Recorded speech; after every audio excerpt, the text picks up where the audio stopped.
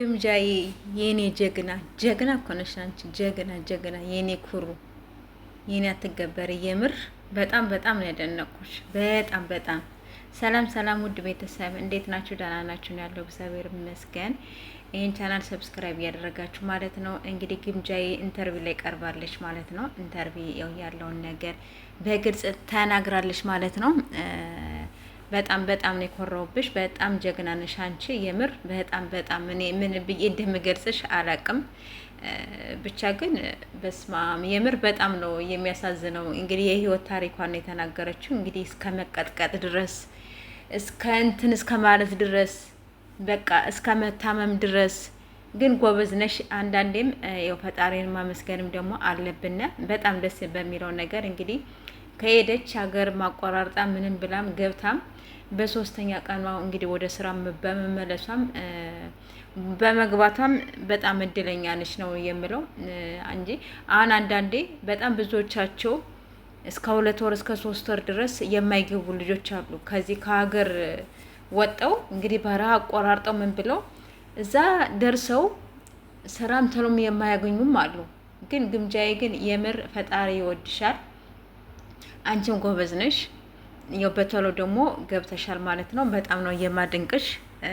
ከባድ ነው የተናገረችው የምር እንደዚህ ብዙንም እንደዚህ አልፌ ባልሰማም የተወሰነ እንደዚህ ያው ሰው ሲያወራ ምናምን እሰማለሁኝ። ግን ካንቺ ጋር ቁጭ ብዬ ይሄንን ሁሉንም እንግዲህ ያወራሹን በሙሉ ሳዳምጥ የምር ዝግንን ነው የሚያደርግ ማለት ነው። ዝግንን ያደርጋል።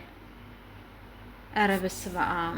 ብቻ ግን ልቦና ይስጣቸው። እንግዲህ ለደላሎች ልቦና ይስጣቸው ነው የምላቸው። ሌላ ምንም የምለው ነገር የለኝም። እነዚያም ለሚጎዱ እንዲሁም ደግሞ በረሃብ ደግሞ ለሚያልቁ ምን አይነት ሰይጣናሞች ቢሆኑ ነው? እውነት ምን አይነት ሰይጣናሞች ቢሆኑ ነው? ሃይማኖት የሌላቸው ሰዎች ሃይማኖት ምንድን ነው ብለው እስከ መጠየቅ ድረስ ሙስሊም አይሏቸው፣ ክርስቲያን አይሏቸው፣ ምን አይሏቸው። አስባችሁታል? ከባድ ነው የምር። የግምጃዬ ግን እስማ እና ግምጃዬ አንቺ እድለኛ ነሽ ብዬ ነው እኔ የማስበው ማለት ነው። በጣም ጎበዝ ነሽ፣ በጣም ታታሪ ነሽ። ከዛም ወጣሽም ደግሞ እዚህ ደረጃ ደግሞ ስላደረሰሽ እግዚአብሔር ይመስገን በይ። የምር እግዚአብሔር ይመስገን በይ። ብዙዎቻቸው ከሀገር ወጣውም እዚያው የሚቀሩ ሰዎችም አሉ። እንዲሁም ደግሞ ከዛም ደግሞ ጨርሰው ደግሞ በቃይ ብለው መጣው ደግሞ እዚህ ደግሞ ደህና የተሻለ ነገር ደግሞ የሚያጋጥማቸውም አሉ። በጣም ደስ በሚል ነገር ማለት ነው። እና ግምጃዬ በጣም እድለኛ ነች ነው የሚለው። ሌላ ምንም ምልሽ ነገር የለኝም። እና በርቺ፣ ጠንክሪ። ከዚህ የተሻለ ነገር እንዲያጋጥምሽ አሁንም ደግሞ ሁላችንም ደግሞ ምኞታችን ነው። አዳኞቹም ደግሞ አሉልሽ፣ የልጆችሽም አሉልሽ፣ ከጎናቸው አለሻቸው፣ አንቺም እንደዚያው። ስለዚህ እነሱም እንዲያበረታቱሽ ከዚህ የበለጠ እንዲያበረታቱሽ ትልቅ ደረጃ እንድትደርሺ አገርን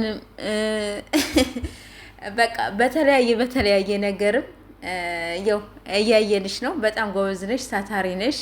እንዲሁም ደግሞ በቃ ከአንቺ እና ግምጃዬ የኔ ውድ ነገር ለአንቺ ሁሌም መልካም ምኞቴን ነው ላንቺ የሚገልጽልሽ። አክብርሻለሁኝ፣ እወድሻለሁኝ። በዚሁ ቀጥይበት። ከዚህ የተሻለ ደረጃ እንድትደርሽልን ሁላችንም ደግሞ ምኞታችን ነው።